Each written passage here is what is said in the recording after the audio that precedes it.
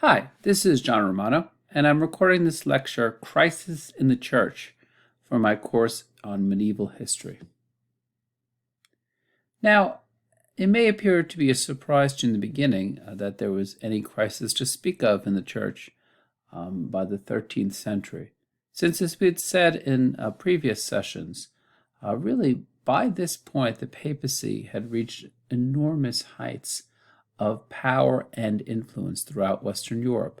And really, as we had said, not just on the level of ecclesiastical matters, also in secular matters as well. And for really a short time, it appeared that the popes would manage to realize the dream of many of the great medieval popes, which is to say that Western Europe would become a kind of Christian commonwealth that would be united under papal leadership.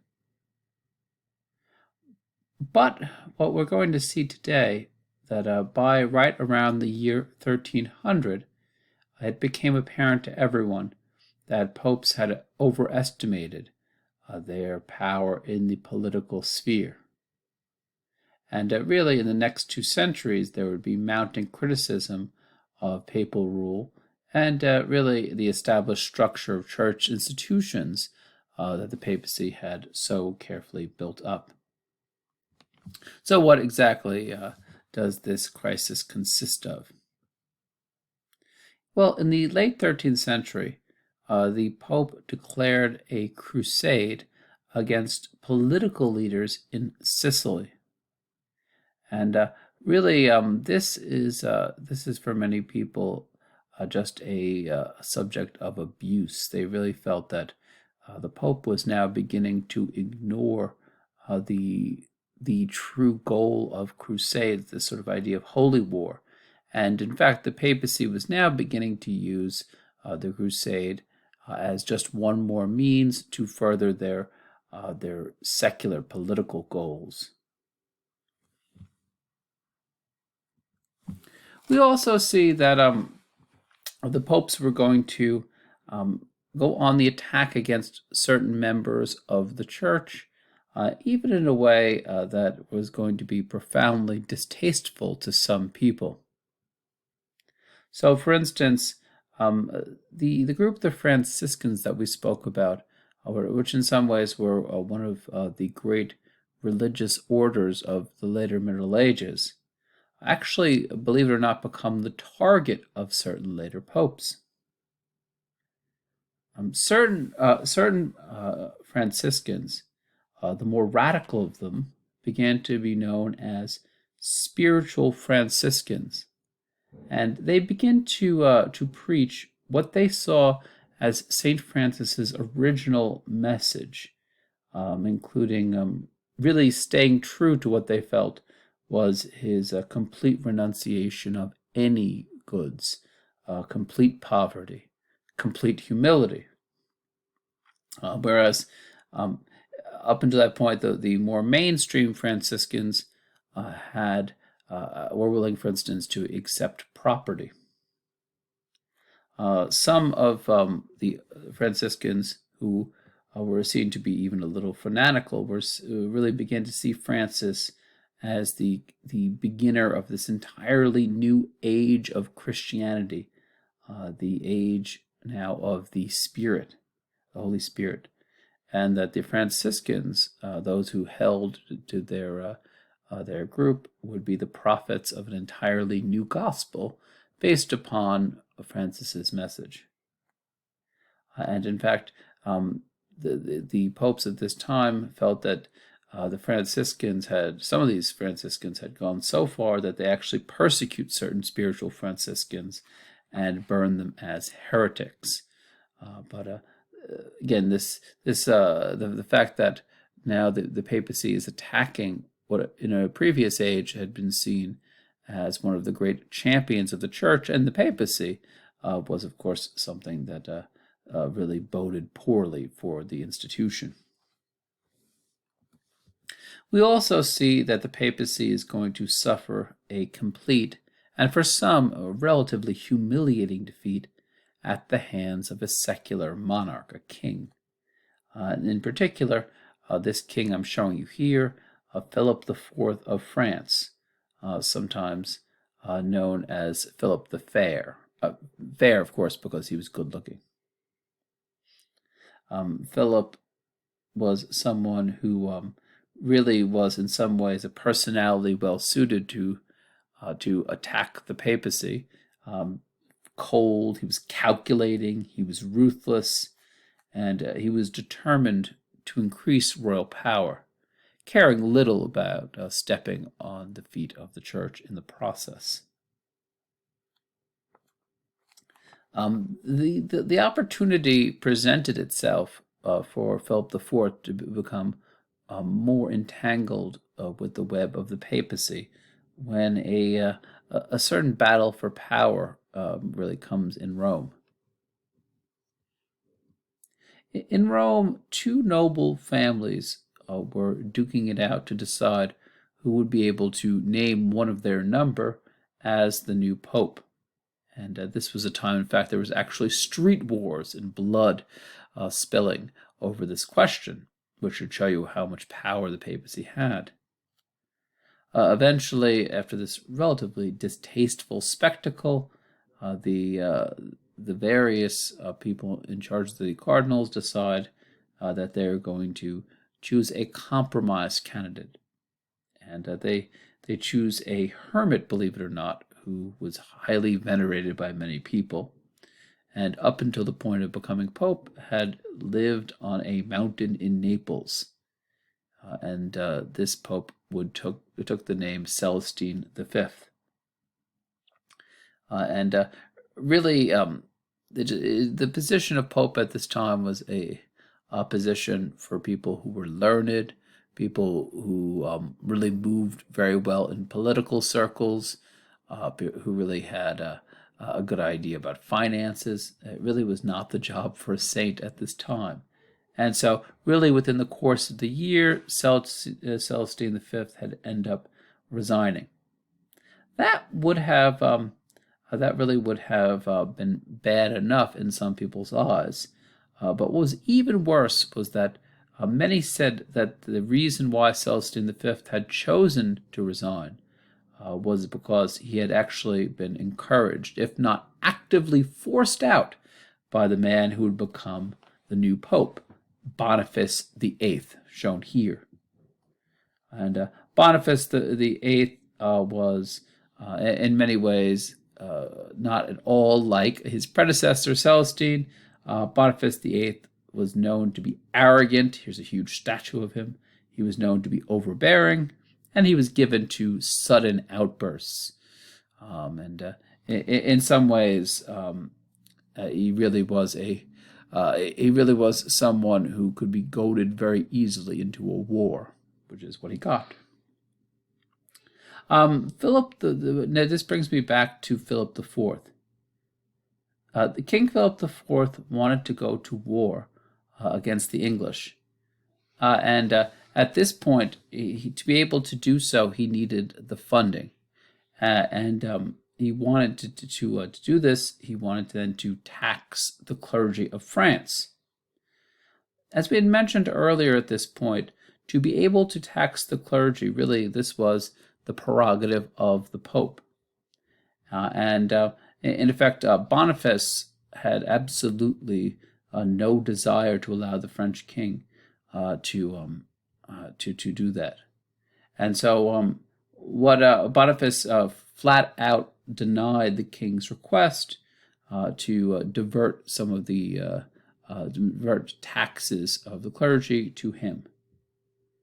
And this was a direct challenge to Philip IV.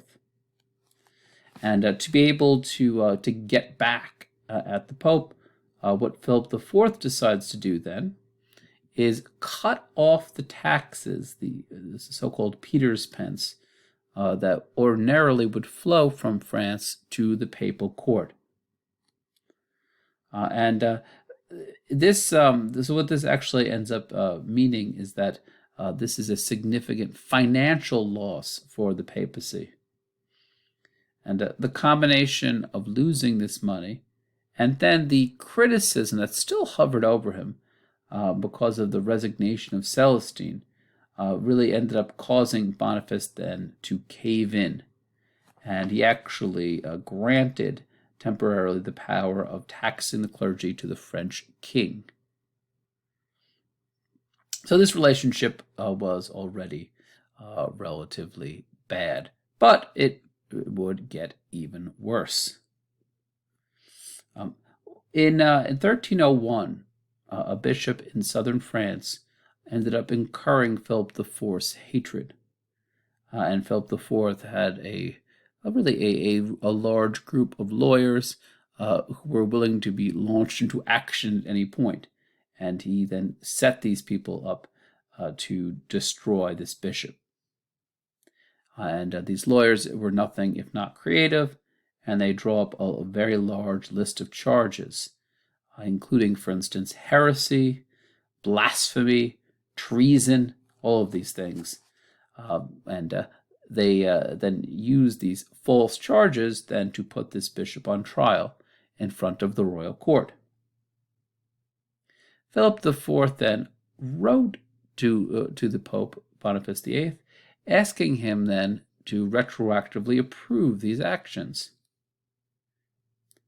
Boniface recognized at this point that this was not simply the question of condemning one man, however unjust that condemnation may have been. The Pope saw that the entire independence of the bishops of France was at stake here.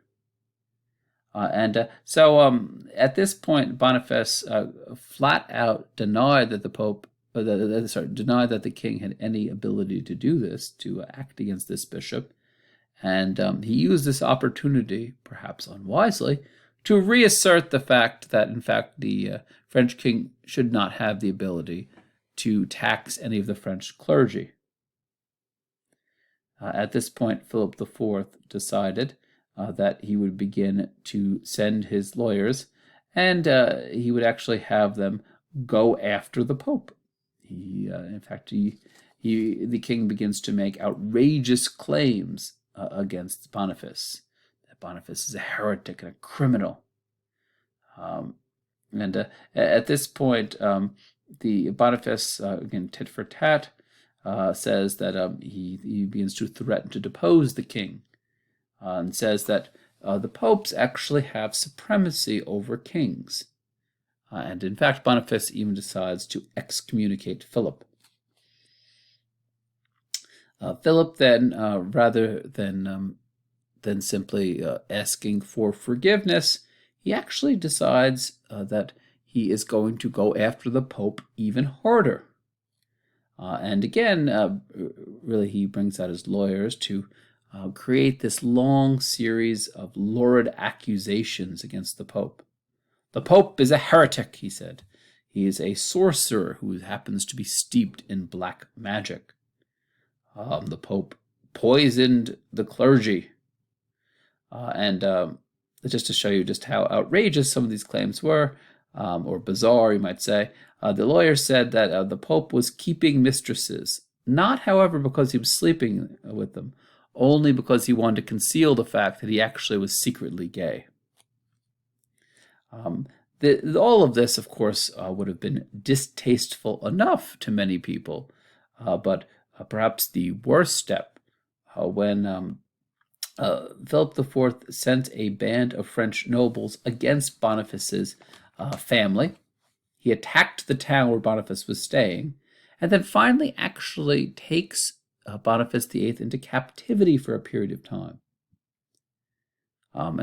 Although he will release the Pope soon afterwards, the Pope was shocked and humiliated. He was relatively old, and he ended up dying soon afterwards. The reason why this conflict is not just one between two men is that at this point Philip wanted to find a new pope, a pope who was French, and the pope who would essentially listen to him. This is when he ends up having this new pope, Clement V. He basically engineers his election. The interesting thing about this new French Pope is that rather than in the place where popes had traditionally been consecrated, he actually is consecrated in France, not in Rome. And he'll proceed to take up residence in the southern French city of Avignon.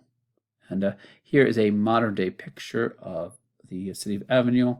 And you can see highlighted here and here, this is the Palace of the Popes in Avignon, which, as you can see, is still standing to this day. The reason why Philip IV opted to do this was he, of course, wanted to have the Pope to be completely subject to the influence of his court, of the king.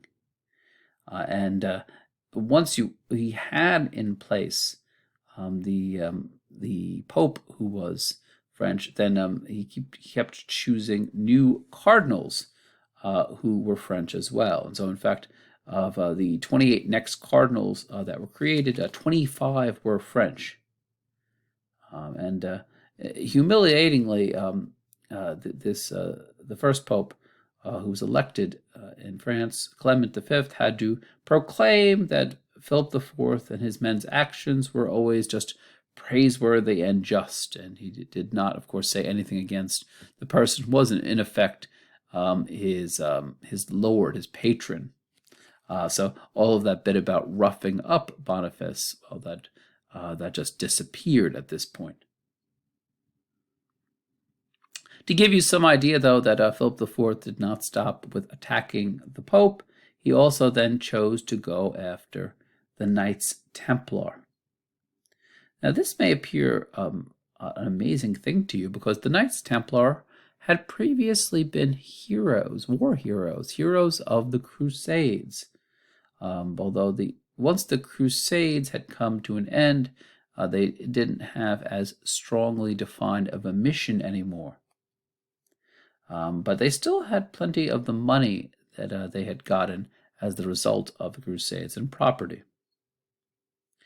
Philip IV was relatively greedy. He saw the extensive estates of the Knights Templar throughout Western Europe, and then he found a pretext to attack them and to attack their wealth. He set his lawyers now again into action to declare that the Knights Templar had chosen to abandon their old rule. He declared that they were full of heresies. In fact, he said that one had to deny Jesus Christ and perform all these kind of obscene rites to even be a Knights Templar anymore. He ended up having the houses of the Knights Templar searched, and lo and behold, they found exactly the evidence they were looking for, because it was planted. And then they rounded up the Templars, they tortured them, and of course under torture, one will say whatever is necessary. Indeed, the Templars then confessed to their evil crimes. At that point, they were burnt as heretics, and the French crown stole their property. In England, a very similar process ends up happening, but it was slightly more humane, in as much as, yes, all their property was taken, but they did not lose their lives in England. We're also going to see that these sort of new conflicts that are kicking up between the church and the state are going to produce a new form of literature that debates exactly where are the lines between church and state, how much power should each one have. And really, we're going to see a new brand of political theory that was really going to defend the autonomy of the secular state versus an absolute papal sovereignty. One very interesting example of this trend is an intellectual known as Marsilius of Padua, shown here giving his work to the emperor. And he is going to write a work known as Defender of the Peace, in which he will espouse really a radical doctrine. He will, for the time, I should say, Marsilius will teach that popular consent is the basis of all legitimate government. and really the whole community had to approve, for instance, executive officers of the government. And really, really was the only body who, as a whole, the community, that could enact ecclesiastical law. And interestingly enough, he puts the power even in ecclesiastical circles in the community, and it says, in effect, that the papacy had not been created by divine authority. It was, in fact, just one more form of an executive office that was established by the Christian community, and it was liable to abolition if the community thought it should be gotten rid of. So at least one area in which we begin to see people attacking what was seen as some of the excesses of the church are intellectuals. Another category who attacks the papacy on a different front are mystics.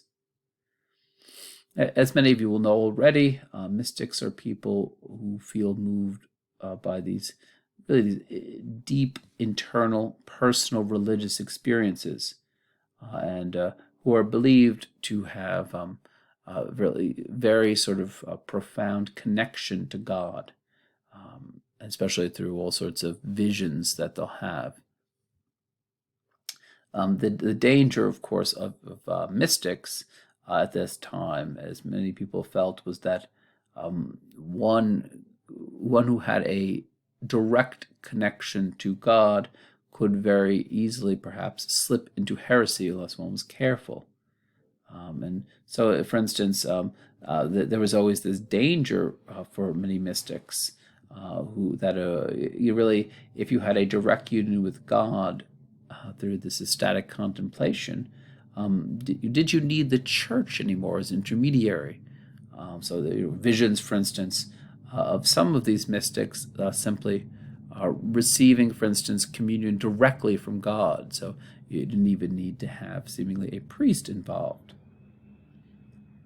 To give one very famous example of a mystic during this period, this is Catherine of Siena.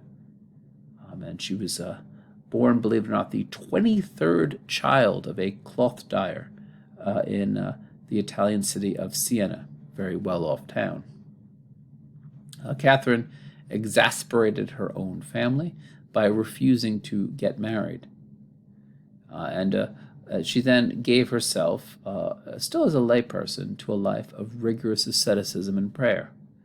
And really the mystic part is that she had these frequent ecstasies and visions that put her directly in contact with God. And it was reputed in her own time that she actually lived on no food except for the Eucharist, the communion host. Now, what we think, though, is that because Catherine had these visions, she really was able then to gain authority that allowed her to aim after some of the ills that she saw in the church of her own time. And interestingly enough, although she herself was illiterate, she ended up dictating all sorts of letters in the vernacular, in the common Italian of her time. And she directed them to some of the great public figures of her time, including the Pope. And really, Catherine was not afraid to criticize the Pope. I mean, in part, she just gave him all sorts of spiritual exhortation, but she also pointed out the moral failings in the papacy that she saw in her own time. And when she saw specific political issues that she thought the papacy had failed on, she was not afraid to say something about it. And what's most relevant in this context was that Catherine actually will travel to the city of Avignon and flat out tell the Pope to return to Rome, that he was not supposed to be in Avignon. Not everyone was quite as enthusiastic as mystics like Catherine, however, and we see at this time that there are new informal lay religious communities that grow up that had never existed before. So really there's this this desire to live a holy life, but not everyone wants to join a religious order. And we see this trend especially occurring in the modern-day Netherlands and Belgium, and especially among young single women who will end up joining communities, and that they're known as beguines. The beguines will come together. This is one of the houses the beguines once lived in. They will lead a common life. They will support themselves by work or sometimes by begging. And they will live together as a community. They will practice chastity obedience while they're there. But, and this is very interesting, this is not a lifelong commitment. They will retain their own private property, and if they chose, they could leave the community. So this was not like a religious order where, theoretically at least, you were never supposed to leave.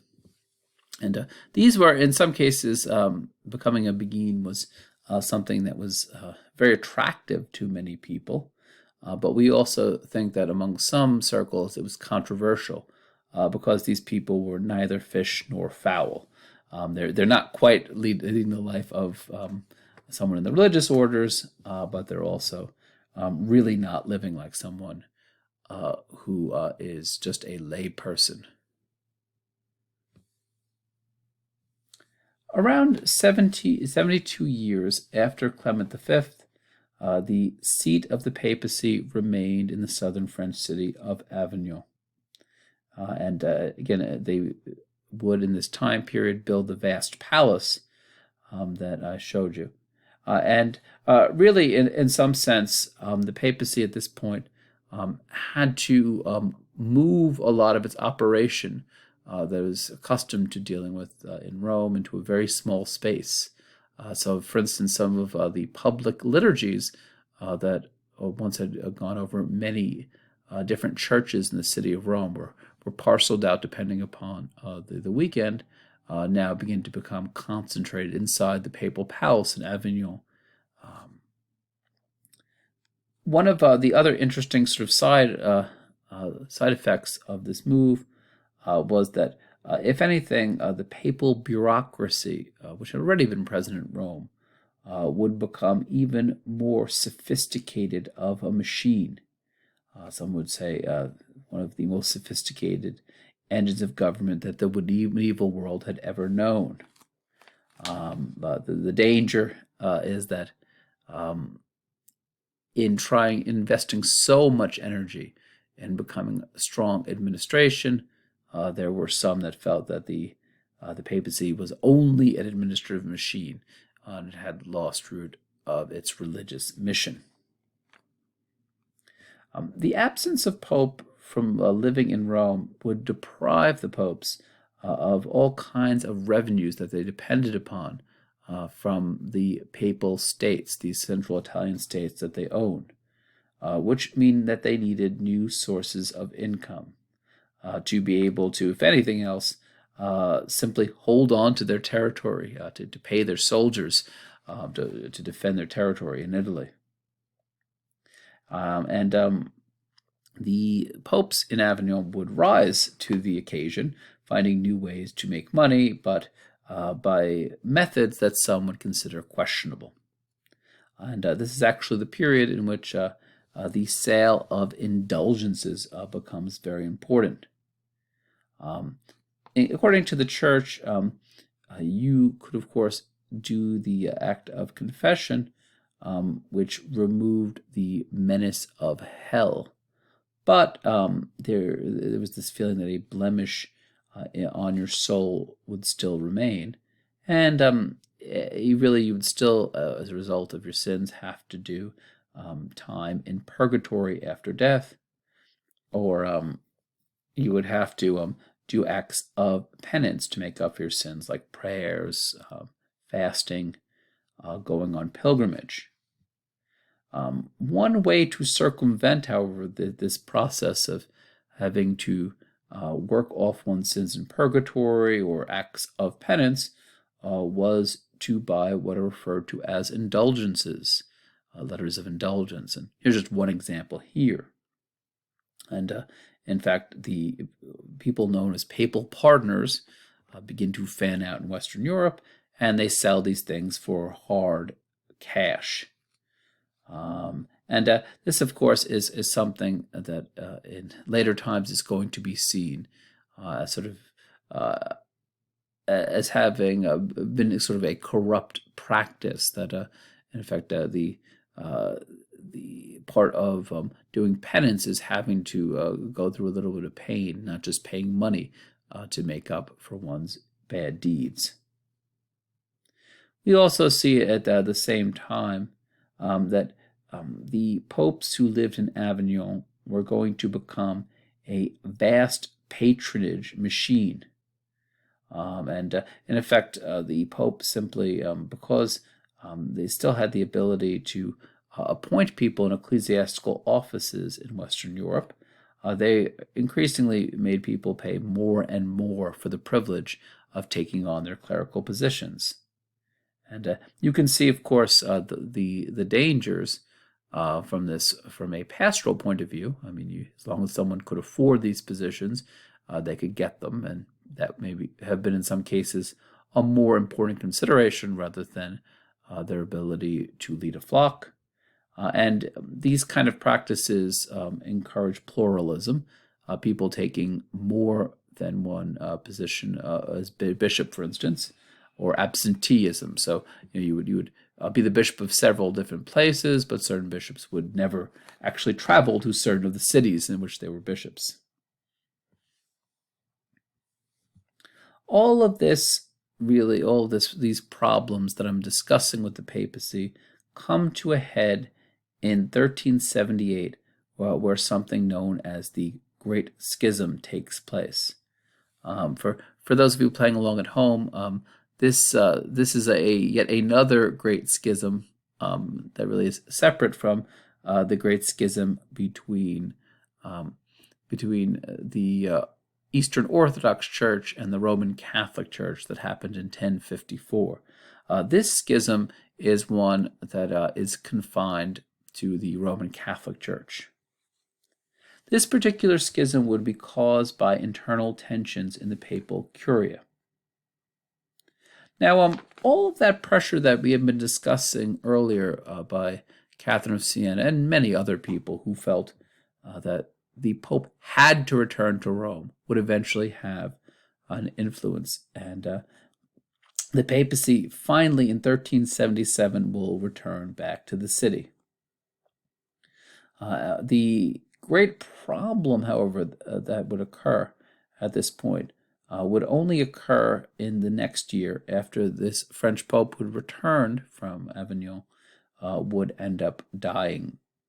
And it's at this point that all sorts of disorders begin to break out in the city of Rome. And you can understand very easily why. Fear began to break out among many people living in Rome that, especially in an institution now that had become so dominated by French cardinals, they feared that yet another person who was from France would be elected Pope. And who knows, that person could very well easily just travel back to Avignon if problems occurred in Rome. And in fact, many Italians at the time were sensitive to this, and in fact, mobs begin to gather around where the cardinals were meeting, and really began to shout openly, "We want a Roman." And the cardinals could hardly ignore this. Under ordinary circumstances, when the cardinals start a conclave, when they trap themselves in to choose a pope, they're not supposed to speak to anyone. But given these strange circumstances, they chose to break the conclave and speak with some of the political leaders of Rome. And what these leaders of Rome said, the secular leaders of Rome said, was that we do not think that we can guarantee your safety, the safety of the cardinals, if you do not choose an Italian as the next pope. Well, the cardinals were no fools, and very soon afterwards, they would end up complying with the will of the mobs, and they end up electing an Italian, Urban VI. Word got out very quickly that Urban had been elected, and in fact, as soon as this news arrived, people began to grow calmer. And as just one sign that everything had gone back to the way it was supposed to be, the Easter ceremonies that occurred soon afterwards would all be carried out as usual. So it seemed like it was business as usual. What no one could have anticipated, however, was that the person that the French cardinals had chosen was slightly more aggressive, and really he much more so than anyone had really thought at the time. Now, to backtrack for a moment, Urban VI had really had only been chosen mainly because he was an Italian, and mainly also because the French felt that he was no real threat to them. He had previously been a minor cardinal, a pencil pusher, an administrator. Upon becoming pope, however, it appeared that Urban VI's real personality began to reveal itself. He publicly announces that he has the intention of reforming the papal curia. And what was worse, he begins to at times turn explosive rage on these cardinals. He begins to refer to them as liars, as fools, as traitors to St. Peter. Urban threatened to create enough Italian cardinals that he would permanently end any French dominance on this office. At this point, the cardinals begin to experience what we may refer to as buyer's remorse, and many of these French cardinals will then withdraw to a place south of Rome, and out from the safety of some place that was not Rome, they declared that this election that had produced Urban VI was invalid. They claimed it was made under duress, and they actually invited Urban then to just give up the papacy willingly.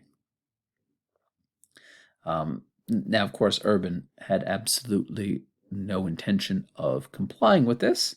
He felt he was the legitimate pope, and so as a result of this, the French cardinals then will hold their own new election. They then will elect a Frenchman as the new pope, someone named Clement VII now. And, of course, he couldn't go back to Rome, inasmuch as there is already a pope in Rome. Clement VII then will return to the papal palace in Avignon. At this point, the countries in Europe begin to line up with one pope or the other. In essence, it was both France, any of those countries in Europe that were aligned with France that would cast their lot with the Avignon Pope. Both England, of course, the enemy of France at the time, and any of England's allies would then side with the Pope in Rome.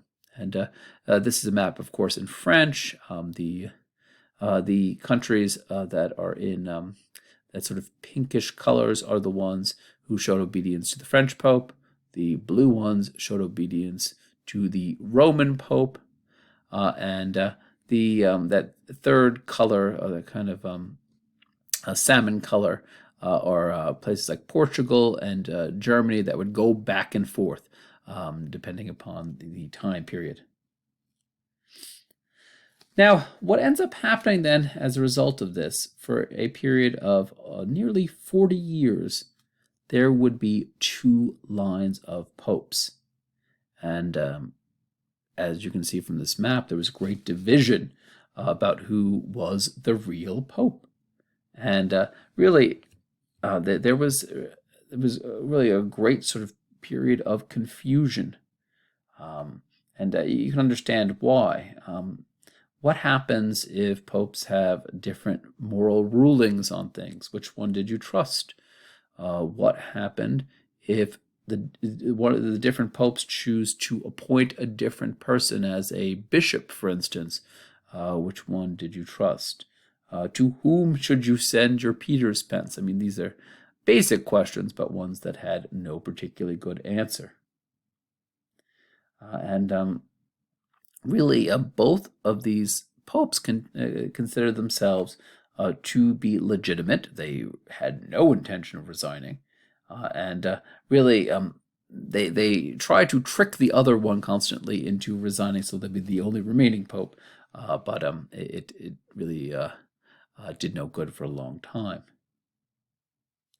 The ideal solution, you might say, to this problem was that a general council should be called to heal the schism. The problem, however, with this was that the only person who could actually summon a general council is the Pope. And it goes without saying that neither of these popes is going to summon a general council that might potentially put him out of business. Finally, one very concerned group of cardinals decided that they would meet in a council in the Italian city of Pisa, shown here, in 1409.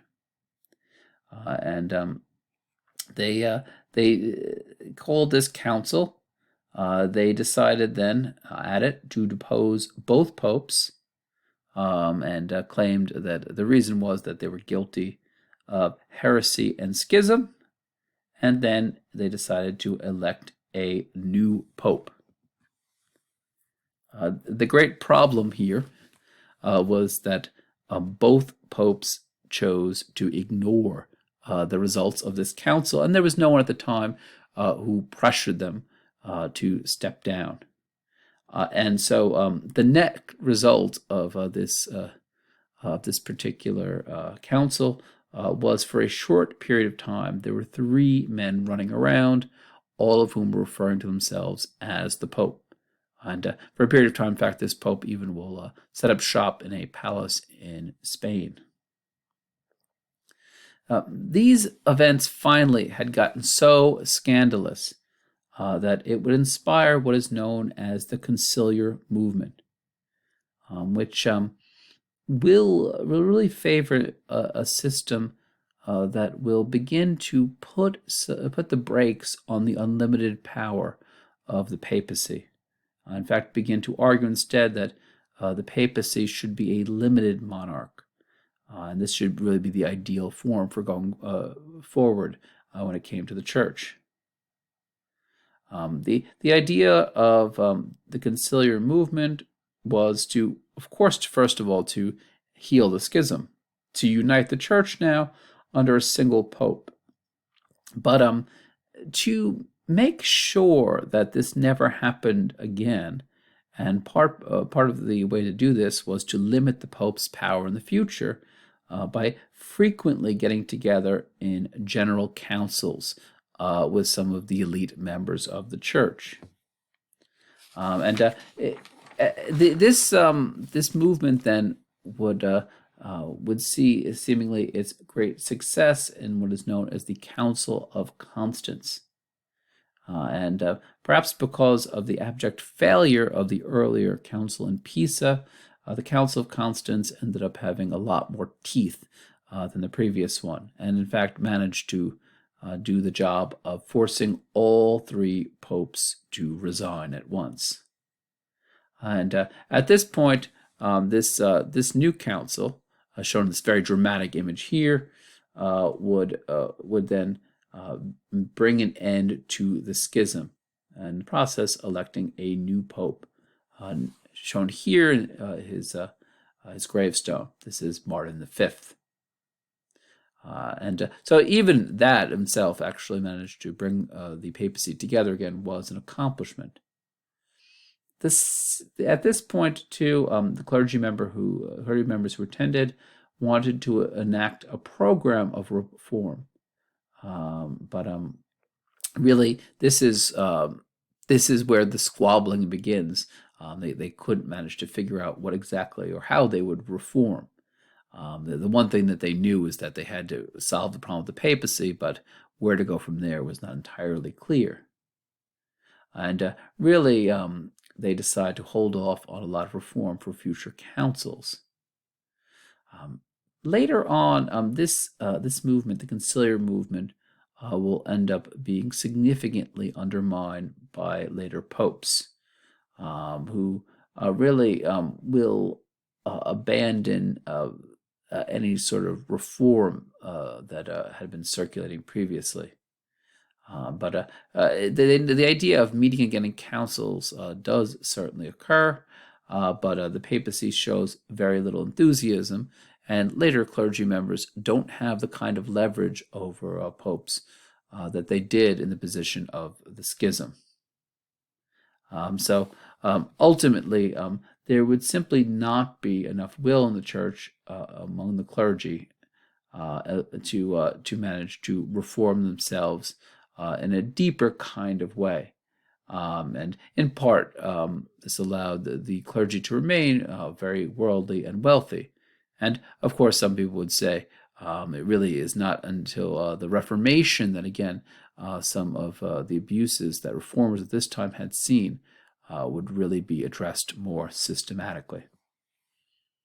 All right, that's it. Thank you.